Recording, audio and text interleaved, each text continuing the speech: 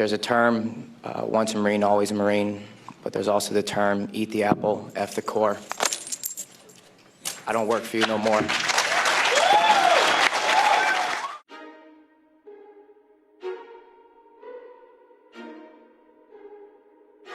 April 18th, 2006, I had my first confirmed kill. This man was innocent. I don't know his name. I called him the Fat Man. He was walking back to his house, and I shot him in front of his friend and his father. The first round didn't kill him after I had hit him up here in his neck area, and afterwards he started screaming and looked right into my eyes.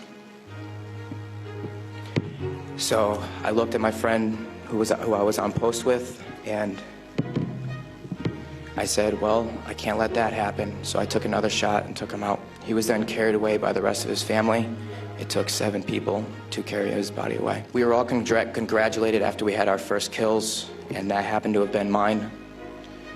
My company commander personally congratulated me, as he did everyone else in our company. This is the same individual who had stated that whoever gets their first kill by stabbing them to death will get a 4-day pass when we return from Iraq. There was one incident where we got into a firefight just south of the government center. We had no idea where the fire was coming from, and the way our rules of engagement were, pinpoint where the fire is coming from and throw a rocket at it. So with that being said, we still didn't know where the fire was coming from, and an 84mm rocket was shot into a house. I do not know if there was anyone in it. We do not know if that's where the fire was coming from, but that's what was done. Anytime we did have embedded reporters with us, our actions would change drastically. We never acted the same. We were always on key with everything, did everything by the books. So the man on the bicycle was my 3rd confirmed kill. He was left in the street for about 10 minutes until we realized that we needed to leave where we were. And his body was dragged about 10 feet to the right of him, where his body was thrown behind a rock wall and his bicycle was thrown on top of him. Because we were a grunt battalion, we were responsible for going on several patrols. A lot of the raids and patrols we did were at the night, around 3 o'clock in the morning, around there.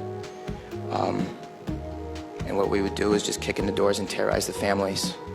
If the men of the household were giving us problems, we'd go ahead and take care of them any way we felt necessary, whether it be choking them or slamming their head against the walls. I am sorry for the hate and destruction that I've inflicted on innocent people, and I'm sorry for the hate and destruction that others have inflicted on innocent people. At one point, it was okay, but reality has shown that is not, and that this is happening, and that until people hear about what is going on with this war, it will continue to happen and people will continue to die.